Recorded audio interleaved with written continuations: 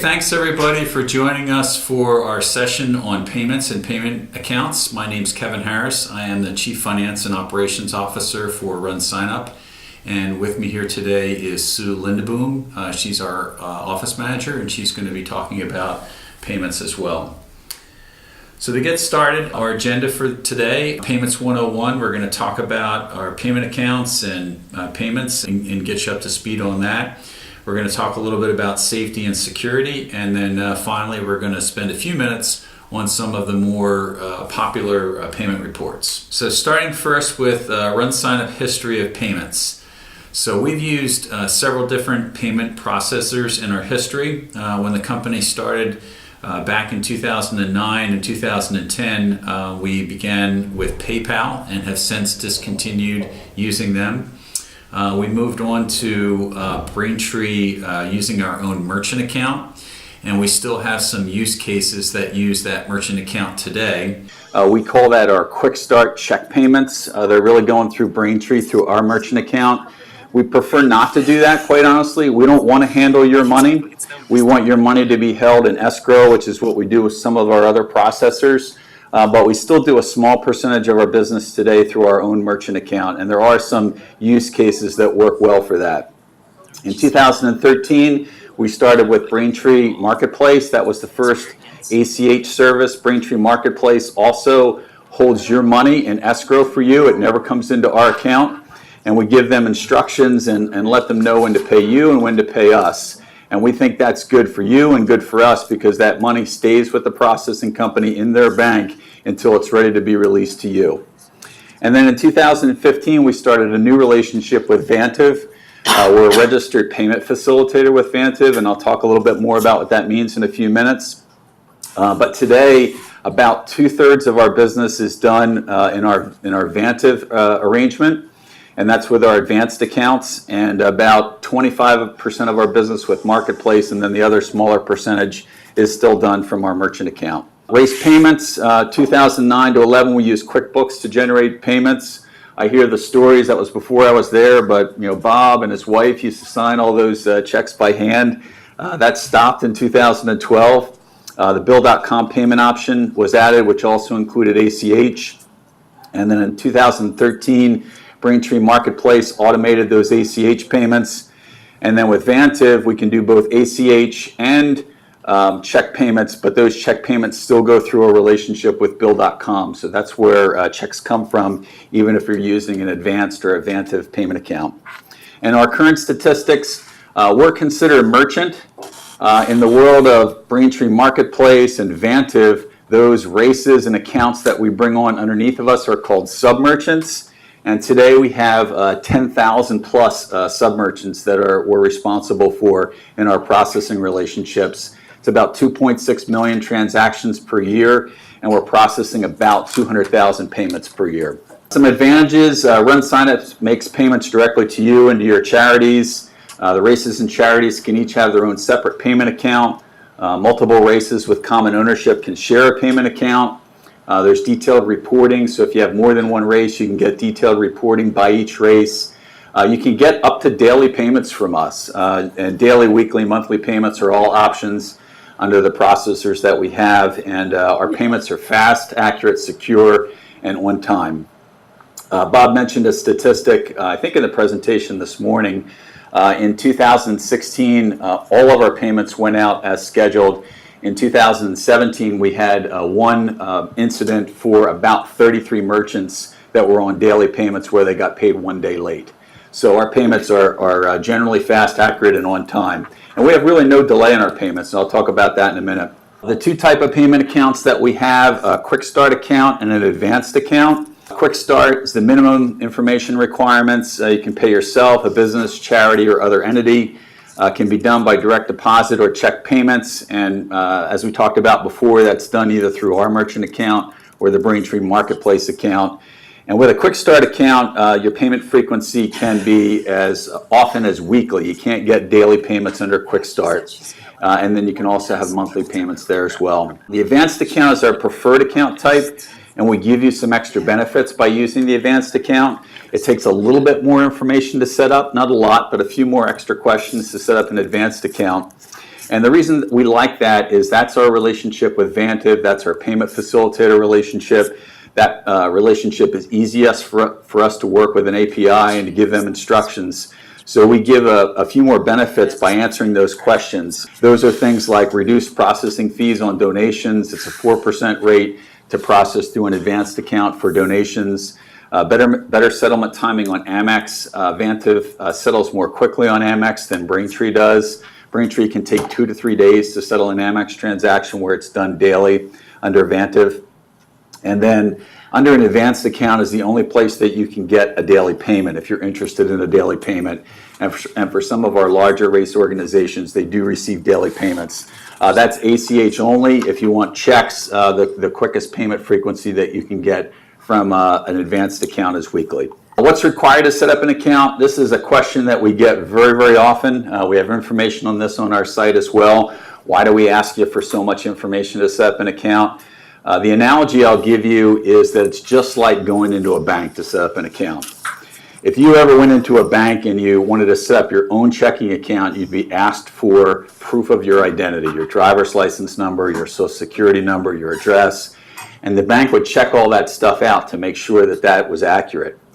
If you ever went into a bank to set up an account for an entity, they would ask you for that information on the entity, but they'd also ask you that information on you. They want to know who you are and verify that you're a real person and they haven't stolen someone's entity information to set up an account. And that's why we ask you for that information on both the entity that's going to get paid as well as yourself. We want to make sure you're a real person, and we use a service to check out all that information. And many of you we know, we do business with you all the time, but with over 10,000 sub-merchants now, we don't know everybody. And so we use automated processes to check out your identity and make sure that you're a real person setting up a real account on our site. And that's why we ask you for some of this information. We ask you about that stuff about you and yourself. We also ask you how you want to get paid and who you want to have paid, and then address information for mailing checks. And even if you're set up on ACH, there are some instances where you might get a check from us, and that's why we ask you for that information as well. Required upgrades. Some of you may have seen this this year for some of your races. If you are on a quick start check account, which is that account that goes through our merchant account, or our merchant account with Braintree, for those accounts, when those races come up on renewal, we're going to ask you to upgrade those to an advanced account. As I mentioned before, we don't want to handle that money through our account for your race. We think that's good for you, and that's good for us as well. So when that race comes up on renewal, if they're using that account type, they're going to get a message from our system that says, we want some additional information from you because we want you to set up on one of our advanced accounts. And we've gotten some questions on that recently. We will take transactions for that race, but we won't pay that race out until you've given us that additional information to set up that advanced account. So that's what that's all about, and you get that as part of, or after, and part of the renewal process. You'll see those messages come up if you're on one of those quick start check accounts. So if I just renewed a race and I didn't get that message, I don't have to worry about that? You're all good, yeah. Payment schedules. This is at the bottom of our pricing page. If you ever want to understand how your payments are based and when you're going to be paid, all you need to know is what account type you're on, whether or not you get checks or ACH, and then what frequency you gave us. And you can find all that stuff on your dashboard, but this schedule that's in here is for the advanced payment direct deposit option, so ACH on our advanced account. And what it's showing you in the gray is the day's transactions and when we initiate that ACH payment. For weekly advanced payment accounts, we initiate those payments every Tuesday. And we don't hold anything. It's all the way for transactions through about 6 p.m. on Monday for the week before. So you're getting that initiated to your account by ACH on Tuesday. There's a little bit more delay if you want to check, because we have to initiate the transfer of those funds to Bill.com. Bill.com has to cut you a check, and they have to mail it to you, and that process takes a little bit longer. But the initiation from us still happens on the same day. The delay is really in getting the money to Bill.com, them cutting the check, and then that check being mailed to you. So if you ever want to accelerate that process, change from check to ACH, and you'll accelerate your payments 2 to 3 days, maybe even a little bit more, to take away that delay. Safety and security. This is important for us. I think it's important for you as well. Bob talked about our growth some this morning. This is the growth in the transactions process that we have as a company. In 2017, we anticipate that we'll process about $165 million worth of transactions. So it's important for us to make sure that that's done in a safe, secure way, and then for you to make sure that that money is secure and gotten to you on an accurate and timely basis as well. So we've done a couple of things about that. One, I mentioned a minute ago, we became a registered payment facilitator. Payment facilitators are a specific entity within the credit card universe. And you have to go through a registration process for that. You have to be approved by the credit card companies. If you ever went onto MasterCard's website and looked for the list of payment facilitators, you would find RunSignUp on that list. There's only a couple hundred payment facilitators in the country. It's a relatively new model. And what it does is it sets us up to be part of the credit card processing universe, and also asks us to follow a bunch of requirements that are designed around safety and security. And that's why we do a lot of the KYC checks and other things that I talked about a minute ago. So we are a registered payment facilitator. What that means is when someone registers for a race, that money goes into escrow at our processing company. That's held in their bank until we give them instructions on how to pay that out. And then that money is paid to you. It's paid to any charities that you're set up with. And then our processing fee is paid to us at the same time. So that's what payment facilitation is it's organizing the payment of all those transactions and doing that by way of a processor that facilitates that model. Some of the steps to become a payment facilitator: we signed up with Vantiv in early 2015. It took us about 3 months to integrate and test with them. We had to upgrade a lot of our policies and procedures and document that. We had to put in place risk and fraud policies and anti-money laundering policies, and we also had to put underwriting in for the first time. And we did that kind of as a distributed function in the beginning, and then we hired Phil, and Phil is now a full-time credit analyst for us, and he looks at all of the new payment accounts that come in every day. We score those payment accounts with some automated tools that are out there, and Phil looks at those scores that come in. Sometimes he'll reach out for additional information to get more information on identities of folks that have signed up with us, maybe a tax ID letter, something like that, and then he approves and they go into process. And there are probably 20 or 30 new accounts that Phil gets every day into his underwriting queue. And then there's additional underwriting that's done as additional levels of processing are done for an account as well. So we had to invest in those tools. We had to register with the card brands. And we also had to invest in those tools, which I mentioned, which are all those things that help us do that scoring to understand who's setting up accounts with us. The other thing we had to do is PCI, and Bob went through this morning. PCI was a big process for us.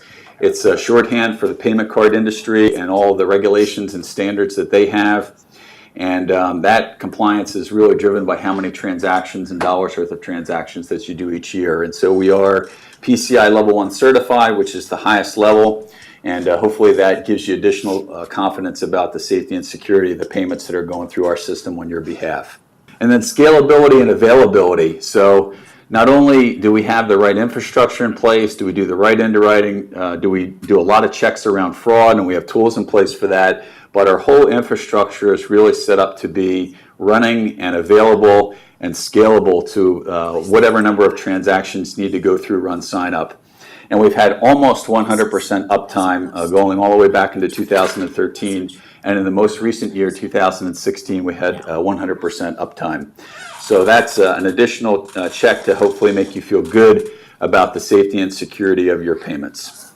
Next section's on payment reports. And on your dashboard, there's a financial summary section. And on that section, there's really 3 main tabs to that, which is the transactions tabs, the payments tabs, and the payment account tab. And I'm going to cover quickly 2 of those, and then I'm going to turn it over to Sue to take a look at a couple of payment reports. But the first tab is the transactions that go through your account. This is a rough summary overall of the transactions and the different financial ins and outs on your account, and then the amount that have been paid to you in payments. The next one on payment account, if you go to this payment account tab, our system calculates for you based upon those payment schedules and the type of account that you're on when the next payment to you should be initiated. And that's what this is saying here for Bickle Advisory Services, which is the parent company of RunSignUp. This is our credit card swipe account. And what this says is that the next payment will be made on Wednesday, July 12th, and that payment is $102.59 should be coming out in that payment. So if you ever want to know when's my next payment coming, this is the first place that you might want to look, is under that financial summary tab, under payment account, it tells you when the next payment is due to be paid to you. And at this point, I am going to turn it over to Sue. The other tab in here that's called Payments. This is the tab that's got all of the payment reports that are in there. I think Brian's presentation this morning, he covered a couple of these reports. And now I'm going to bring Sue up. She's going to take a look at a couple more of those reports for us. Well, I don't know what Brian covered, so. It's okay if you duplicate it. Hi, guys. I don't know how experienced you are, if there's specific things you're looking to see, but the basic tab is your transaction tab. So what this shows you is the total transactions that have been processed, the amount that is the RunSignUp fees, any refunds. Holdbacks is if you have a refund reserve in place at the time, and that can be in place because for multiple reasons. It can be because you have refunds enabled, or it could be because you have transfers or some other event enabled that's going to hold a reserve of your funds in case that money is needed. The adjustments, most races will probably never see anything on here. This is frequently used. One of the ways we use it is for chargebacks. When we get notified by the bank that a customer has canceled a charge, we will mark it as a chargeback, and what that do is I'll put a negative adjustment in the race just as a hold, and we pursue chargebacks on your behalf. So we'll reach out to the customer, we'll say, hey, you didn't recognize this charge, or what was the problem, and we'll resolve. I would say 85 to 95% of chargebacks in the system we resolve positively, and then the funds are returned to the race. The other thing that we'll do is if the race is upcoming, or even if it's not, we'll offer them the option, instead of going back to their credit card company to resolve it, that they can repay through the invoicing system in the race. So if you go to the race invoicing, then you can create race invoices here, and you can just send out an invoice and ask them to repay. And that's often a lot simpler for people to just, because a lot of times they didn't recognize the charge, they freaked out, they canceled that credit card, and this way they can just go in and put in a different credit card. So that works out quite well for a lot of people, and plus it makes sure we get the money faster. One of the disadvantages of Vantiv is it can take 3 months to resolve a chargeback, because they don't return the money to you until, one of the disadvantages of Braintree is they'll return the money to you, and then the person can come in and do a second chargeback, and then you lose it again. But Vantiv doesn't do that. They just won't give you the money back until that period has passed, which can be 3 months. So one of the real advantages of invoicing people is that you get the money right away. So I do try to use that whenever possible. On the payment reporting tab, there's a couple different races use this in different ways.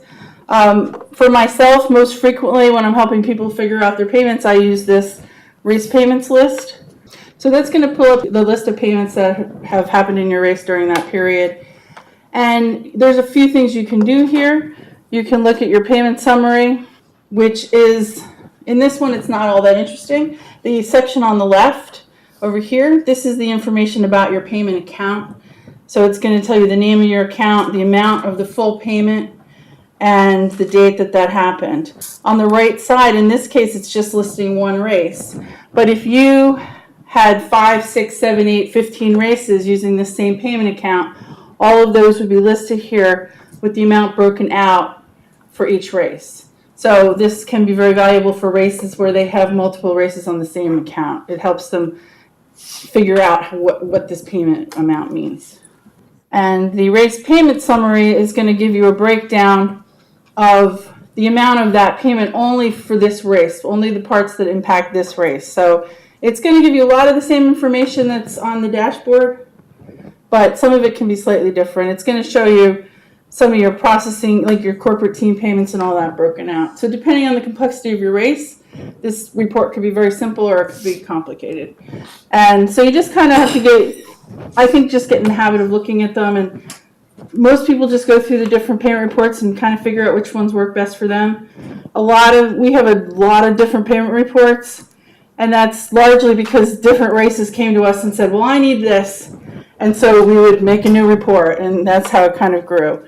The detailed payment report, extended details payment report. This one's only a download, and it's by payment. And Bob likes it because it's got pretty colors.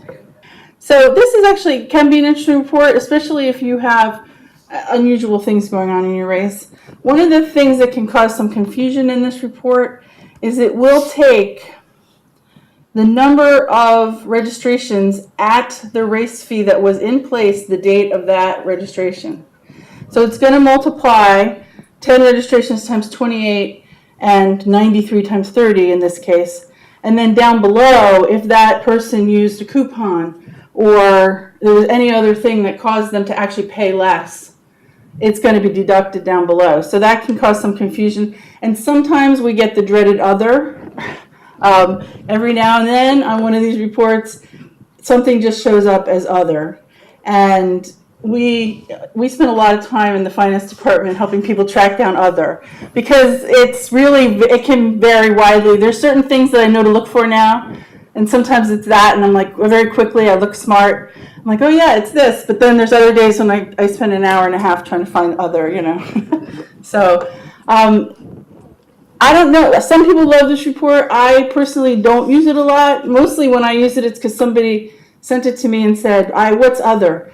And then I have to go through it and figure it out for them. But that's not my favorite report, but I know some people love it. The summary payment report is another download. So this report, what it does is the first tab gives you a list of all your payments for the race. It's just totals, the total number of registrations, the total amount that you were paid. But then each tab on this race, on each tab breaks out the individual payments.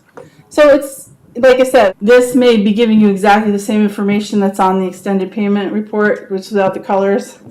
So it depends on which report you prefer in a lot of ways. The other thing, I don't know if it would have been mentioned, maybe it would have been, is on the financial summary page, you've got your main transaction report, which is the one that most, generally look at.